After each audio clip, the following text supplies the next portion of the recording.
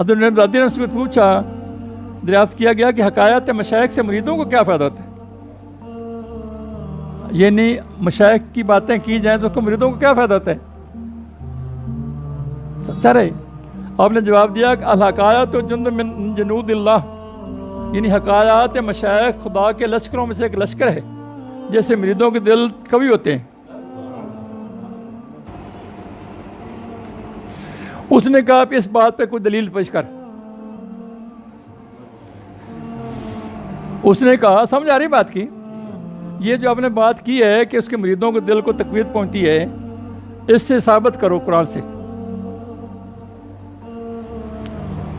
आपने जवाब में कहा, हाँ अल्लाह ताला सूरह हूद में फरमाता है और तर्जमा, और हर एक चीज़ को हम बयान करते हैं तुझसे, पैगंबरों की खबरों से, वो चीज़ के जिससे हम साबित रखते हैं तेरा दिल।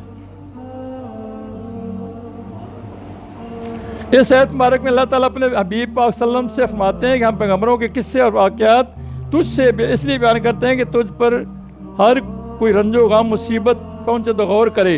ऐसी तकालीफ में इन पैगंबरों ने सब्र और तवक्कुल से काम लिया ताकि इससे तेरे दिल को तकवीत पहुँचे।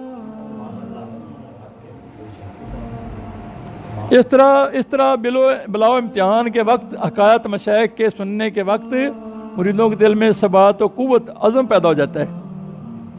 लिहाजा मुरीद सादक को चाहिए कि मनाजात के वक्त हुज़ूर पाक सल्लम हुज़ूर कल्बी और नेत आजी से अपने सिलसिले के बुज़ुर्गों का नाम बनाम याद करके हर एक को ज़ाहिरी बातिन मुश्किल में अपना शफ़ी बनाए और उनके वसीला और वास्ता से दुआ मांगे, यकीन के साथ, ताकि जल्दी कबूल हो जाए। आप बता, ये वसीले की समझ आई ना? वसीले और वास्ता बड़ा ज़रूरी है। और फ़िरौन की कौम पे जब अज़ाब आता था तो फ़िरौन मूसा अलैहिस्सलाम के पास खुद जाता था, कहते इसकी टला दुआ फरमा, अल्लाह तेरी सुनता है, अब हम ठीक हो जाएंगे। वो तो वादा करके आता, वो दुआ फरमाते, अल्लाह ठीक हो जाते। मसलन मेंढक ये पै गया, दरख्त खा गई, लोहे खा गई, चार चीज़ें खा गई। मेंढक तो बाद में आए, हर चीज़ दीमक चमट कर गई, दरख्त के पत्ते, दरख्त सब चीज़ें खा गई। बिल बिलाते, रोते पीटते फ़िरौन मुसलमान किया कि हमारी कौम तो गर्क होगी, तो दुआ करो अल्लाह ये बला टाल दे, हम ठीक हो जाएंगे। और दुआ फरमाते, ठीक हो जाते। वो महीना बाद निकलते, फिर नया वही के वही रहते, फिर नई मुसीबत आ जाती है। फिर मेंढक, फिर पानी में डूब जाते, यहाँ तक पानी, किसी के यहाँ तक पानी, घरों में पानी। फिर खून पैदा हो गया, फिर मेंढक आ गए, तरह तरह की दबाव आते रहे। जब भी तकलीफ आती है उनके पास जाते थे, दुआ फरमाते थे, अल्लाह ठीक कर देता। जब बिल्कुल बिगड़ गए, फिर अल्लाह ने दवा भेज दिया। मेरे मोहतरम प्यारो, जब मेरे को तकलीफ़ आती है ना, तो उससे तौबा कर लें अपने फ़ायदे के लिए। तकलीफ़ आती है ना, तौबा कराने के लिए आती है ना।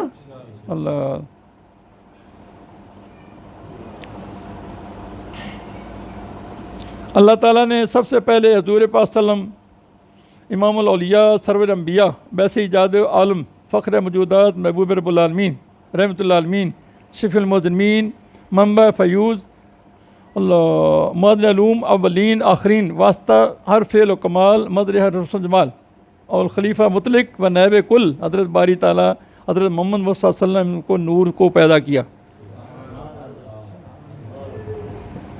फिर उसी नूर को वास्ता खल के आलम ठहराया। आलम रवा ही में इस नूर को खलत नबूवत से सरफराज फरमाया।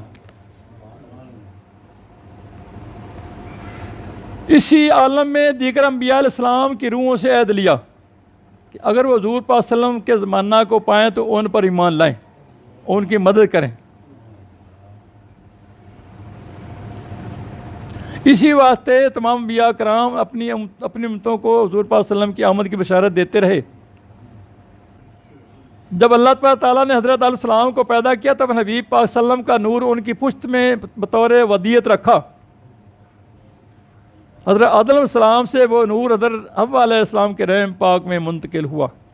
वहाँ से चलता चलता ना सीना, यानी तखुम तखुम, समझ आ रही? अल्लाह। फिर हवा से हज़रत शीस अलैहिस्सलाम की पुश्त में मुंतकिल हुआ। इस तरह यह नूर अनवार पाक पुश्तों से पाक रूहों में रहमों की तरह मुंतकिल होता हुआ हुज़ूर पाक सल्लल्लाहु अलैहि वसल्लम के वालिद माजिद हज़रत अब्दुल्ला तक पहुँचा। मुंतकिल हुआ हज़रत अब्दुल्ला राज़ी अल्लाह अन्हु से अमना राज़ी अल्लाह के वतन में मुंतकिल हुआ। वहाँ से हवा अलैहिस्सलाम से होता होता हज़रत अमना राज़ी तक पहुँच गए। इस नूर की बरकत से हज़रत सलाम मसजूद मलाइक हुए।